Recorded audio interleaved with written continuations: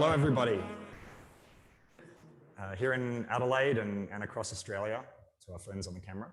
Thank you very much for coming. Sustainable House Day is coming this 17th of October, and both IO Energy and Hubble are very excited to play our small part of it and to join with you in learning a bit more about what sustainable housing means.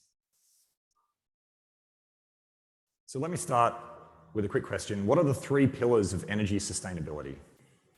I would say they're energy economy, energy efficiency, and energy flexibility. What does that mean? Energy economy means using as little energy as possible. Energy efficiency means getting more from less, using appliances that are more productive. And finally, energy flexibility means using energy at the best times. And there are, in fact, best times. It's a key point to take away from today. How do homes erect these three pillars? Well, you achieve economy with building science, you achieve efficiency with electrification, and you achieve flexibility through better behavior. And as far as Hubble and IO Energy are concerned, Hubble sort of starts on the left and comes to the middle, and IO Energy starts on the right and comes to the middle. And between the two of us, we find there are a lot of symbiotic opportunities. So that's why you see us here today. This is the presentation scope. We've already hit one of the 9 aspects, and there's a lot more to come. But before that, I'd like to introduce you to a friend, to an inventor of a great technology and part of a great team, and also an excellent guacamole maker, Marco Salinas. Marco.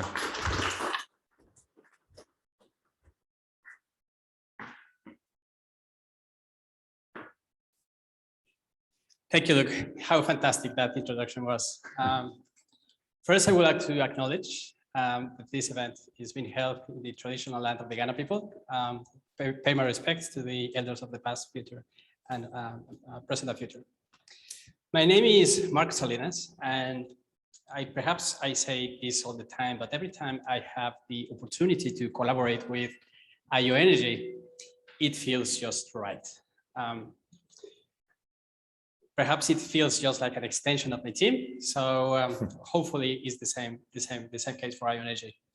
Today, we will kick off by talking a little bit about the thermal performance and how it could be a very obscure and opaque science, and how Hubble is trying to reduce the complexity so anyone can actually understand the benefits.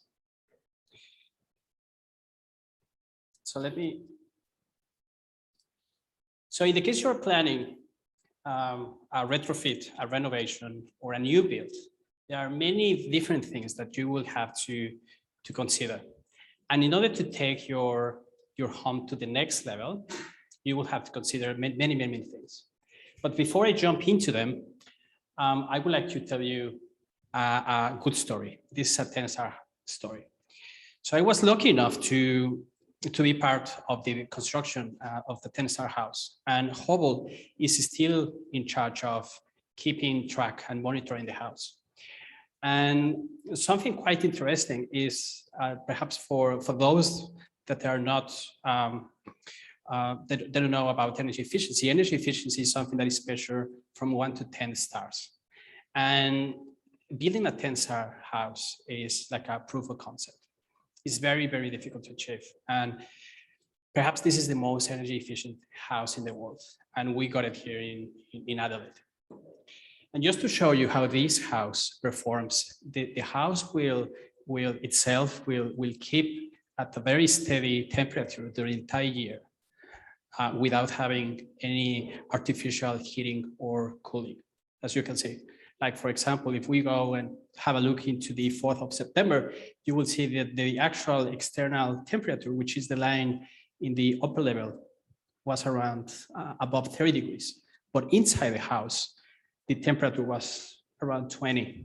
And this is without any cooling, so which is just amazing.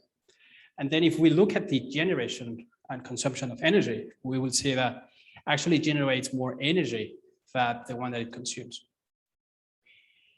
The house actually was finished in February, so that's the reason there is nothing on consumption before that.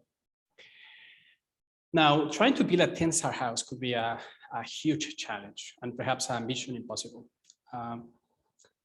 So what you should be aiming if you're planning a retrofit, well, in this case, our suggestion is that you should be aiming something around 8.3 stars.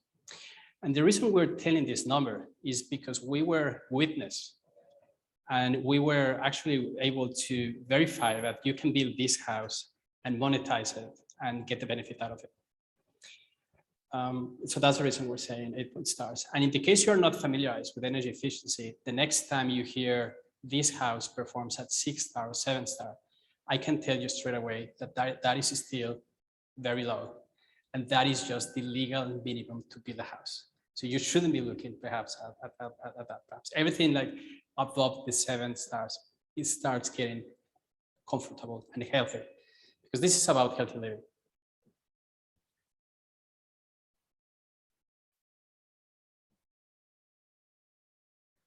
So for those that are planning a retrofit, renovating the house, the team came up with this really quick map on things that you can do with really quick wins that probably anyone should be looking at, like really straight away. And those are the ones that you can find on the right, down on the right, which is in the case of healthy living, that would be wall insulation, external shading, air tightness. And in the case you have air tightness, I strongly recommend you to actually look into that, because that will set a baseline where you can actually compare your renovation or the upgrades of your home. And it is not really expensive. Then if we're looking more into the smart energy consumption, we will find that the things that you can do straight off the bat, and it won't be very expensive, is downlights, replacing your lights. And of course, human behavior. And I know that Luke will be talking more about that. But perhaps more importantly, if you are planning on doing a renovation, then you should be, and you are planning on investing, then you should be looking at the other perhaps section, which is replacing your windows, looking at the glazing, heating and cooling, whole battery. And if we overlap those two maps, we can see straight like the quick wins that we can find in shading in red. But the other ones, when perhaps you're willing to invest and get a better return of investment, they will be perhaps in the upper side with home battery, solar, ceiling insulation. But then yet again, what's the best combination of things that you can find, and how can you discover them? There are many things that you need to consider, and it's not very a simple task to do. If, for example, we get a few combinations of different things, you will quickly get into the order of millions of potential combinations for your home. And there is no one single room, solution that will fit all the houses. And if we try to actually go to the traditional ways of doing this, you will find that you will require like more than 42 years to actually do this with an energy efficiency assessor, right? So that's perhaps not viable. So how do you find the best solution? How do you find the best windows? And if we look into the windows, you will find that there are hundreds of different windows, different openings, different frames, thermal broken, etc. So how do you find the best window? And that's when we started on building Hubble. Hubble is an online platform that anyone can jump and can start playing, poking and playing, which, by the way, we got Hubble for the audience that is here in Stone and Chalk. We put it on a stand. So in a few minutes, feel free just to go and poke and play. Is strategically placed next to the bar. So there is perhaps no excuse to do it. So please feel free just go and play with that. And there are many options that you can use. And basically what we're trying to do with Hubble is show you the benefits of different solutions. What would be the upgrades, the tangible benefits that you will get by doing, by improving the air tightness. What would be perhaps the improvements that you will get in terms of temperature if you change the roof. Let me show you how can you Hubble it. And for that, I will jump into a really, really quick demo. Christian in the cabin room will be helping me. Yeah, sure.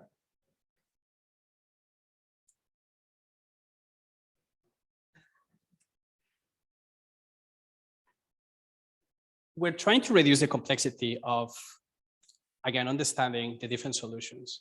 And we will try to cover every single consideration that we were discussing, but we will start and we will use this session to cover specifically windows and glazing.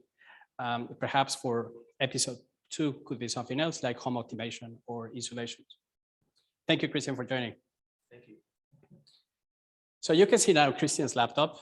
The idea is that you can have this type of solutions in your showroom or in your website, and you can demonstrate and you can show the benefits of different glazing straight away to homeowners with the use of artificial intelligence. So let's go and give it a go. So we are trying to reduce the complexity, and a few weeks ago we ran a workshop trying to understand how homeowners buy windows.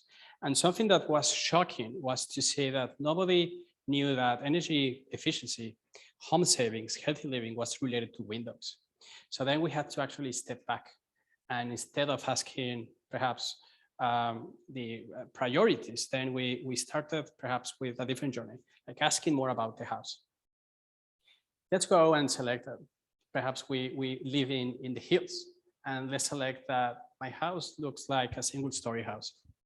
So we can understand. Behind the scenes, we have thousands, millions of different assessments where we're trying to resemble your house, and we will be suggesting different solutions.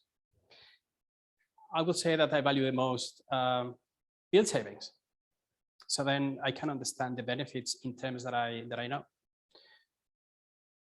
And let me start perhaps picking a few options. Like, for example, let's pick a triple glazed window. Again, perhaps to try to understand what's the different options that we got. UPVC, which is quite common and very effective. Yes, please select an air gap, and there's an open style. And what we are doing with this, we are placing this solution in the hands of amazing supporters in Australia and New Zealand, so you can go to the showrooms and understand better the windows. Christian will be selecting perhaps 3 types of different windows, and the idea is that at the end you will be able to compare them in the way that you understand them. So, and when trying to remove the complexity, now we can not do only this for the windows industry, but we can do it for other segments, like, for example, home automation, air tightness, and etc.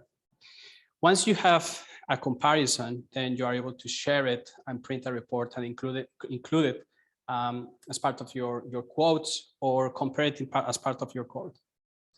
Now, if you are more like going into the detail type of person, like, for example, myself, I will be perhaps willing to go perhaps more deep into detail and perhaps look why this is happening. And that's why from here, I can switch perhaps to the full version of perhaps Hubble, where I can perhaps with the same idea, just go and, I don't know, perhaps change what would be the same house, but perhaps with a different wall material. So in this version of Hubble, then you are able to actually selecting and reducing in the same way, perhaps the complexity, but you are able to select different options. Like, for example, the eaves, airflow, single glaze, double glaze, perhaps more into detail, in such a way that you are able to optimize it with just one click, understand how your house will perform, and finally selecting the materials you would like to use.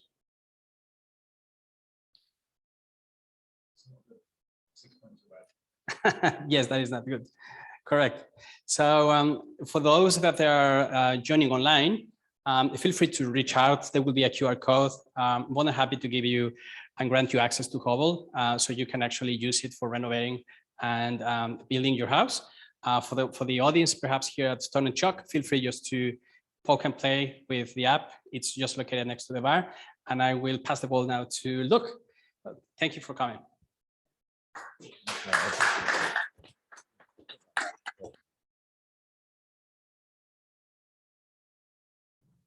Thank you, Marco. I'll actually be using this myself for our property, which we just got last week. So I trust in it.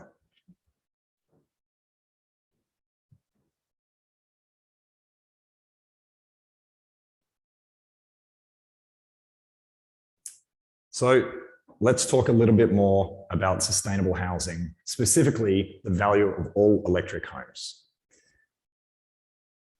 The value of all electric homes, in a nutshell, is that they are cleaner, they are cheaper, and they're smarter than alternative multi-fuel homes. When I talk about multi-fuel, I'm talking about petrol, I'm talking about diesel, I'm talking about gas, which is really just methane largely, and wood, which, although I love it, is a terrible fuel source. Why are all electric homes cleaner? Well, the short answer is electricity is cleaner than petrol. A lot of people don't realize this, but electric vehicles emit less carbon emissions than internal combustion engine vehicles do, even when they're charged off a largely coal-powered grid. So if that was stopping you in any way, less so here in Adelaide, but perhaps if you're visiting us from Victoria, don't let it, because it is still a worthwhile change. And of course, the more renewables, the better. So in a grid like South Australia's, where variable renewable penetration is greater than any state in Australia, and in fact, really leading the world for a grid its size, it's absolutely a great choice. Electricity is also cleaner than gas. In the first 2 decades after methane is released, it is 84 times more powerful than carbon dioxide at destabilizing the climate. That's really all you need to know about gas. If you have gas, try to get off it. And typical homes in Adelaide can halve their heating, cooling, and hot water emissions by using electric rather than gas appliances. By the way, that study was done 2 years ago, and since then we've made even further strides in terms of making our electrical grid cleaner. So this is out-of-date data. And finally, electricity is cleaner than wood. I actually just found this graph today. It's from the European Environmental Bureau. It basically shows up there in that top row that wood is hundreds, sometimes thousands of times worse in terms of the particulates that are put into the environment than electricity is, which is, if it's running off a renewable source, effectively zero. Why are all electric homes cleaner?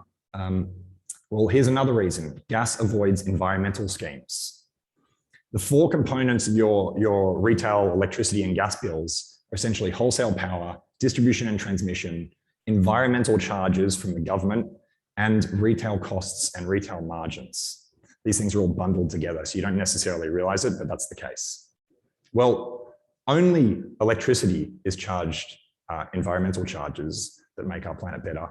Gas, under the notion that it's somehow a cleaner fuel source, has managed to avoid these things. So when you use gas, you actually fail to contribute to the improved cleanliness of our fuel system overall.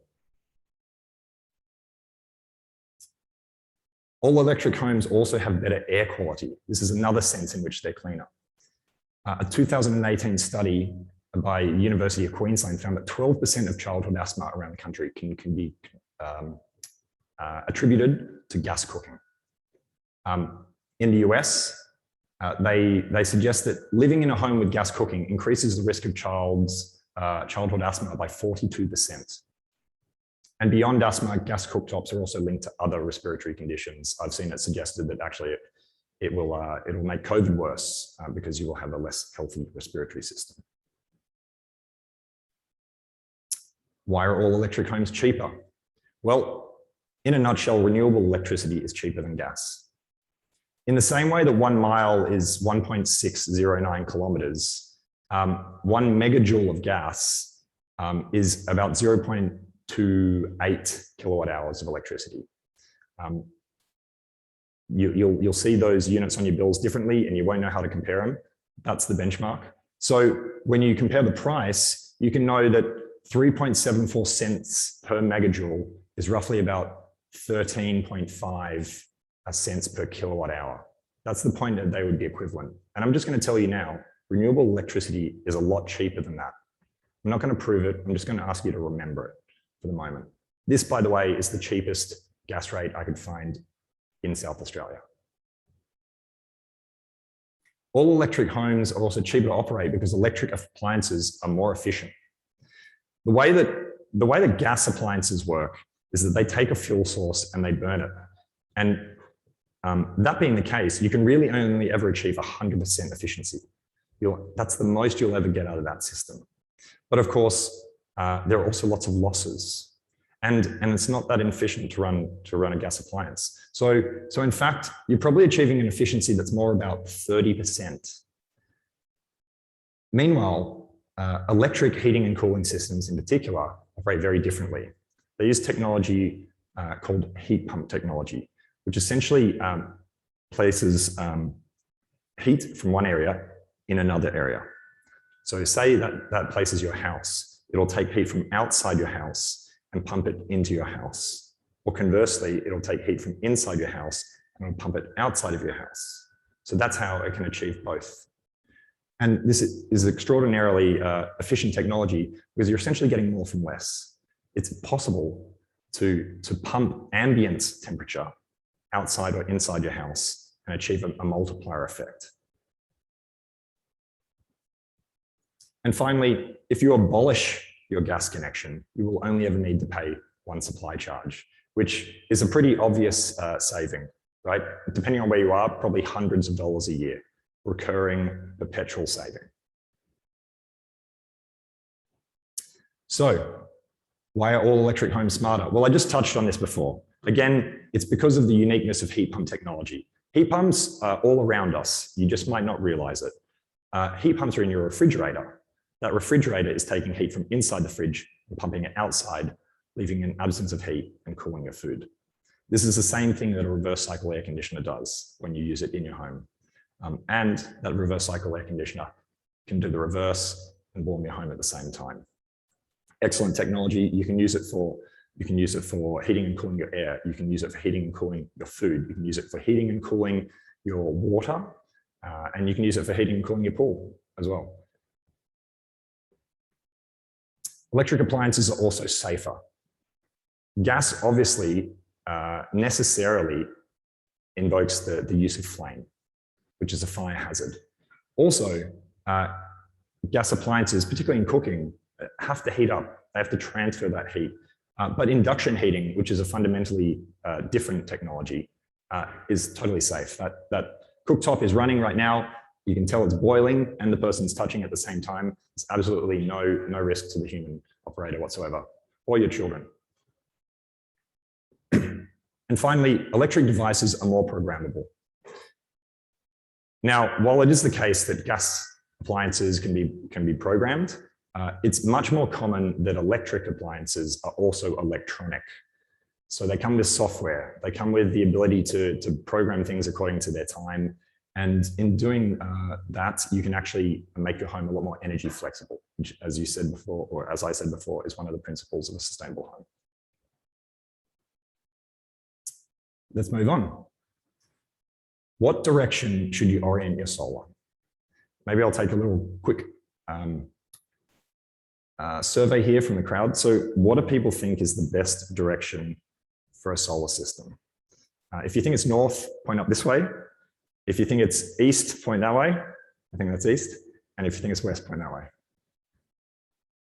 All right, we got one man here that's willing to stand out from the crowd. I think one more man back there. But generally speaking, everybody thinks it's north. And I think that this is true in a sense, but it is, particularly in South Australia, becoming the old way of doing things. Let me tell you why. Orienting north is a great idea because it maximizes supply. It means that your panels are exposed to the sun more often, and they generate more electricity over the course of the day. However, you have to keep in mind that supply is worthless without demand. And if you are not using that solar power, and nobody else is using that solar power, then what good is it to maximize your supply?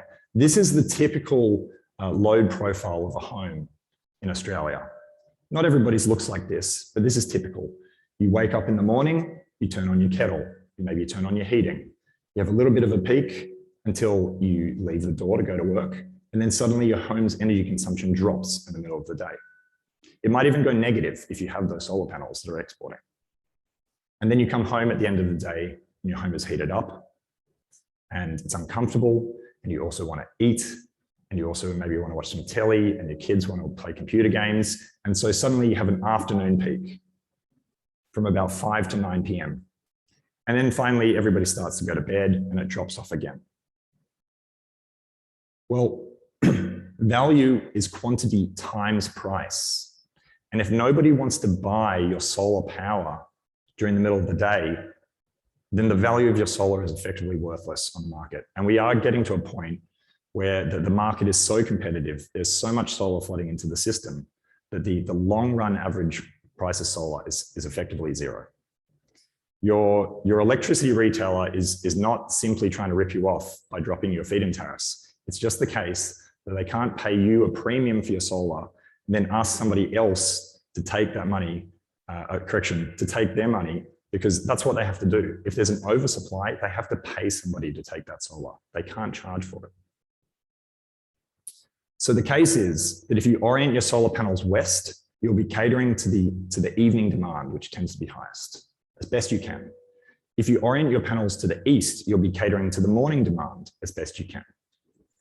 If you orient them north, that'll be great, but keep in mind, in South Australia in particular, that time in the middle of the day is often oversupplied. This is much less the case for those interstate visitors that we have here, and you'll get to see that on some future graphs. And finally, south is much like north, but it generates a bit less. All right. How do you use clean energy without solar? If, say, you are a renter, if you have asbestos in your roof, nobody will do the job. If your roof is shaded or otherwise you just cannot get solar panels, can you use cleaner electricity? The answer is yes. You can refuse to burn gas, petroleum, and wood. And you can reduce your use of evening electricity and maximize your use of daytime electricity.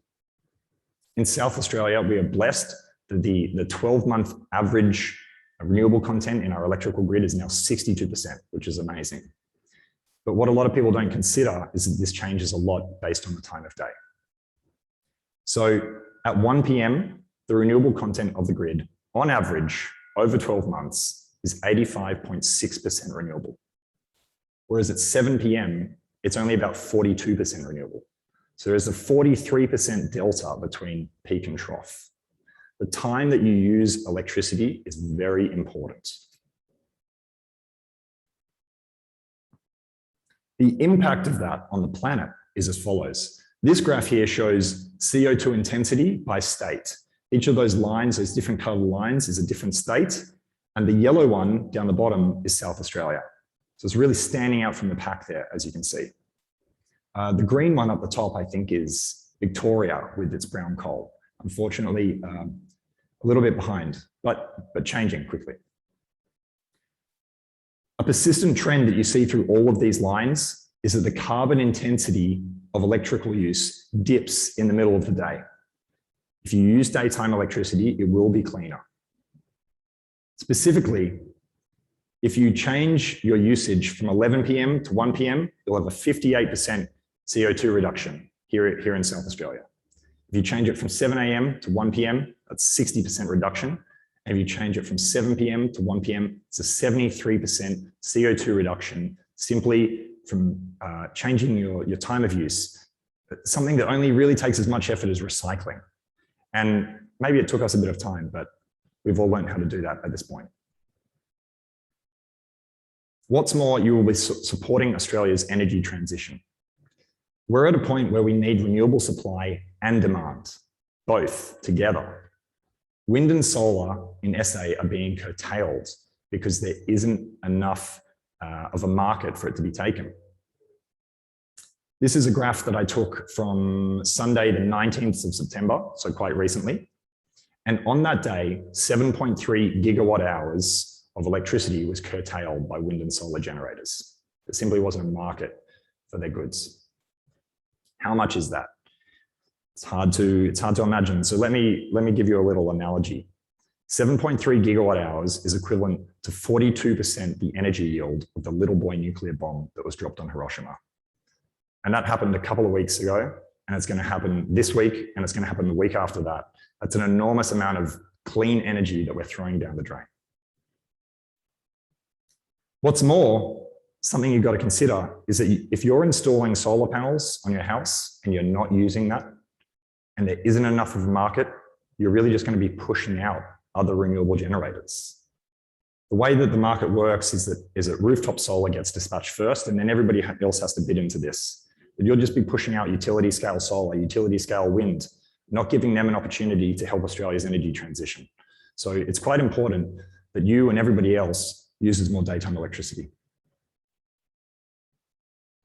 You can do that by creating a smart, sustainable home. How do you do this? Well, I recommend first you insulate your home well. As Marco said, one of his favorite building science tips is to improve the air tightness of your home. Just simply patch it up. Make sure that it doesn't leak. In addition to that, make some basic behavioral changes. This graph here, quite phallic, gotta be honest. But it gets me excited.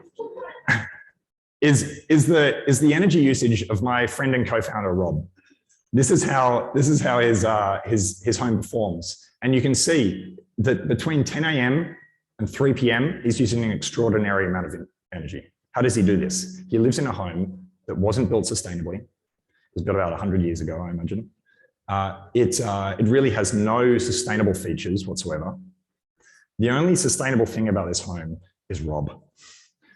Rob has retrofitted some of his appliances and added devices that make his curtains and his air conditioning more intelligent, so that the home responds to its environment and also to the rules that he set for it. In doing so, he's making sure that he uses the cleanest electricity he possibly could. And he is, by the way, another person who can't get solar panels. So this is really the best he could be doing, truly is. He also doesn't have an EV, and he also doesn't have a home battery, but guarantee it, those things are coming. Speaking of home batteries, how should you operate them? Well, I recommend that there are three things. First, you should use your battery to avoid fossil fuels. We've discussed that a little bit already.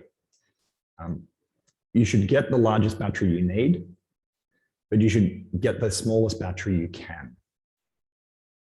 So that means, first up, program your battery based on time of use.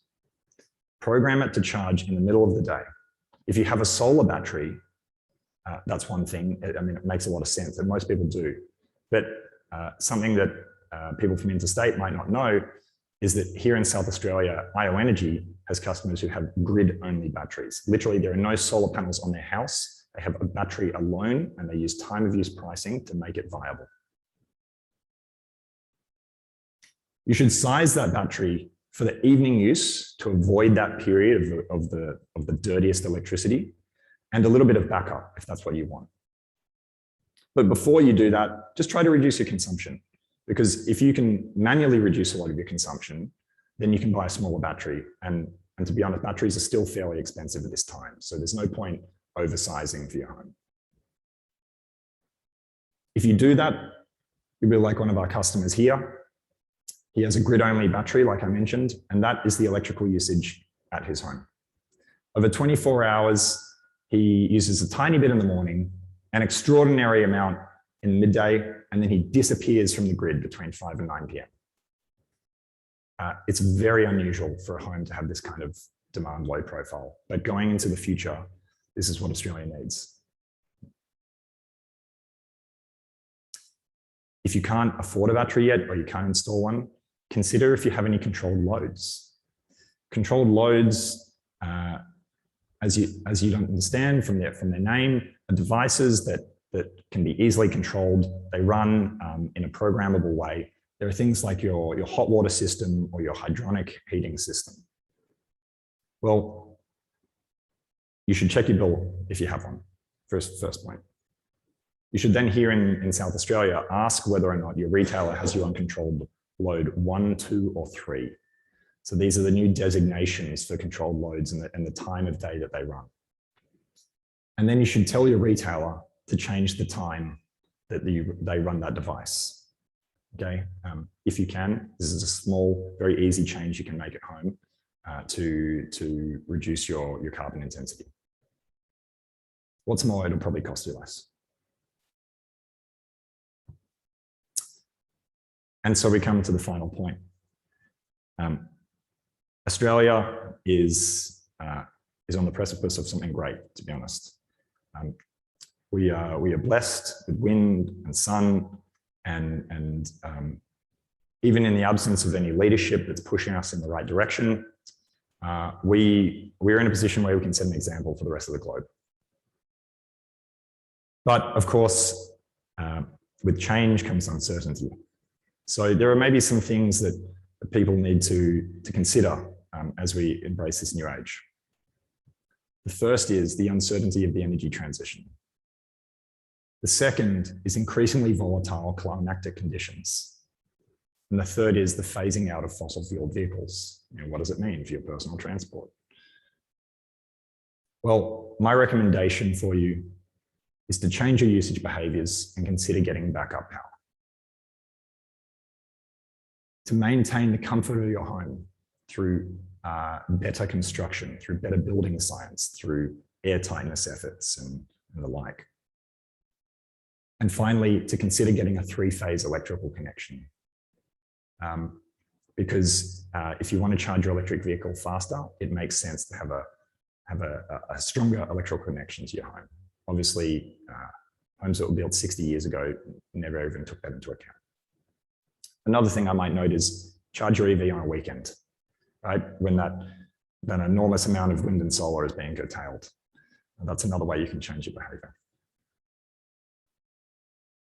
And you can do all this with IO Energy. We offer short and sharp and strong price signals that help you pay less for cleaner electricity. You can maximize your usage between 10 and 3. You can minimize your usage between 5 and 9. And you can save an extraordinary amount of money doing it. If you recall, I said to you that the point at which gas is equivalent to electricity is about 13.4 cents per kilowatt hour. If you look in the middle of the day there, we're offering electricity for as little as 7 cents a kilowatt hour. It's about half the cost of gas. And you have the efficiency improvements that I mentioned before. And you'll be helping the planet. And you'll be supporting Australia's transition into a renewable energy superpower. So really, I think it's a strong case. If you have any interest in what IO Energy and what Hubble have presented to you today, for those of you at home and for those of you here, please feel free to use these QR codes or otherwise reach out to us however you like. We'll do our best to respond in a timely manner. Thank you very much.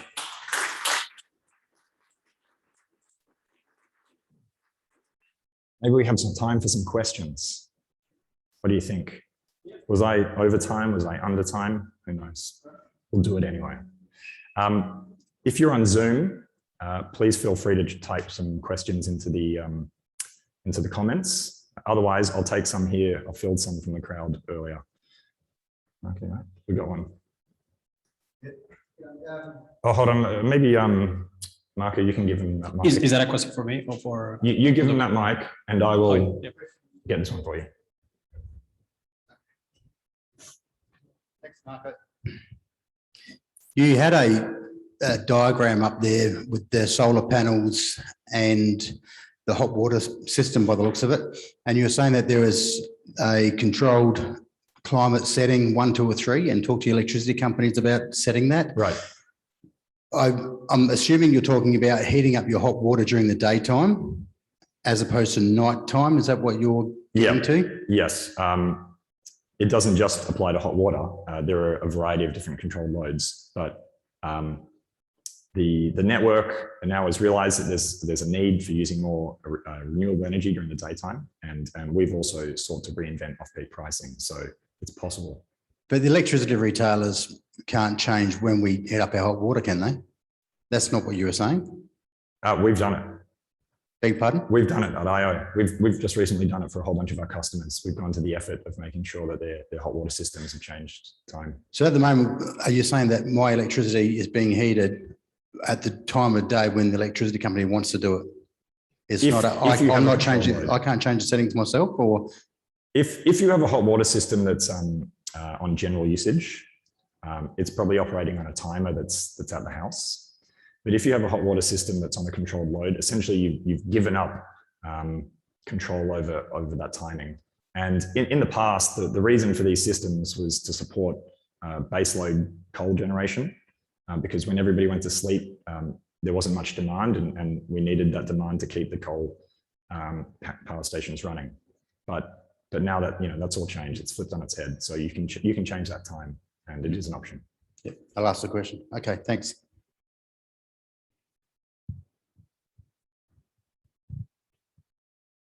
Oh, I thought you wanted to ask me, Mary. Oh, well, there's a question over here. Thanks. Hey, look, you spoke earlier about curtailing, or not curtailing, Curtailment.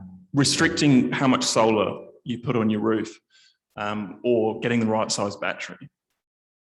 With SA Power Networks bringing in flexible exports, does that change in 12 months? Ask the question again, sorry. So you mentioned that you need to right size the systems that you install. Excuse me. But SA Power Networks are implementing flexible exports, and they're going to want more energy later in 12 months' time when that goes broad. Does that change that perspective? When Southern bring in flexible exports and allow people to export more, Yep. Does the equation change for how much you should export? Well, Yes. I think, ideally we'll all be exporting more and more, but my initial point about the market, I feel, stands. If there isn't demand, then there will be no increased exports, right? So we have to balance supply and demand. And so it's quite critical that people across the state understand that, because there won't be much need for flexible exports if not. Let's have a look over here. I wonder if I know how to use this. I've got a couple of questions. I think this one is for you, Marco. From Kate Cooper, the question, any thoughts on building with hempcrete and insulating with hemp fiber? You might not have any personal ideas. My first idea would be to use Hubble and ask it. We don't have those materials as yet in Hubble, but that is something that perhaps we can, with the help of the team, of course, we can actually help you. So happy to stay in touch with you, Kate, and actually give you a hand. Cool. Something that we do, perhaps in our team, we got experts in energy efficiency and easily can actually respond to those questions. But yeah, Great. difficult to know. So it will be depending on the house. I actually So recognize the name. Kate's a customer of ours, so we'll make sure. Yeah, awesome. And another one from Angela. I've just bought a semi-detached home and I'd like to improve soundproofing between dwellings. The party wall in Hubble and gyprock. Can I add a layer of sound check directly onto existing gyprock? Yes, acoustics. I would say that perhaps that's a tricky question, and perhaps everyone will know.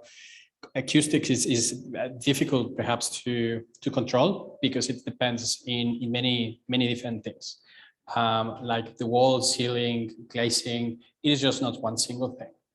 Adding a sensor to monitor noise, it's something that is, yes, possible. Actually, we recently built our own sensors here at Stone and Chalk from a 3D printer, actually here from Stone and Chalk. So happy to be in touch with Angela. Angela, and yeah, perhaps even share one of Angela, those please sensors. email Hubble because I think I just deleted your question, so maybe we can't get in touch. Yes, so this is the type of things that we are monitoring, and given that Hubble is a data-driven type of business, we're trying to retrieve as much information as we can, and hence we build this with these sensors. I'm happy to send one. Great. Any other questions from here? One over there. The microphone's coming behind you.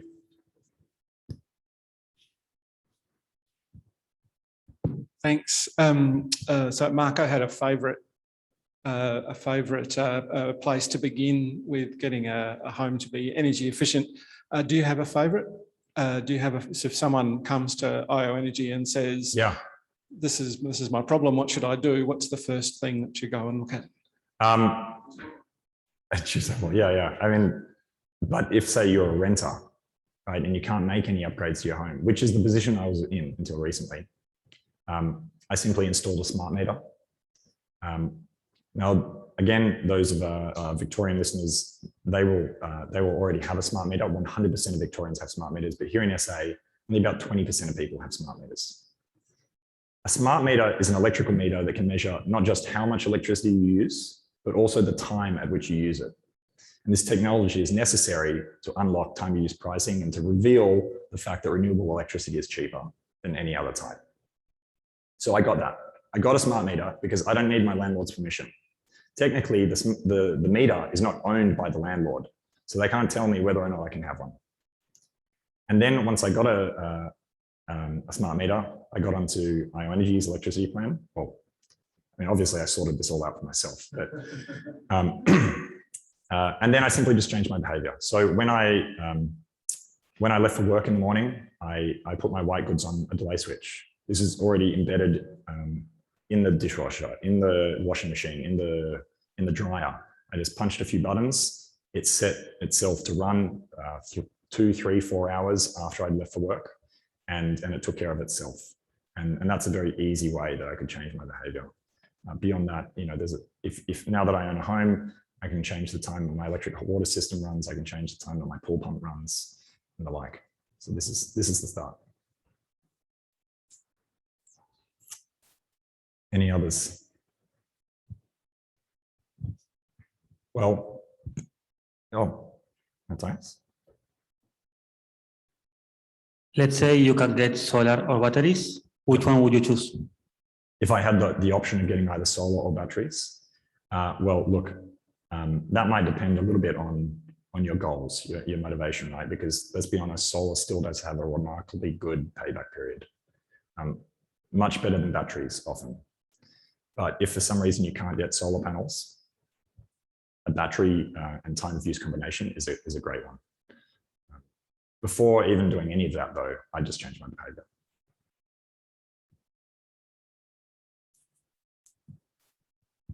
Well, I think maybe it's about time. If anybody has any questions they'd like to ask us personally, we'll close up the session now.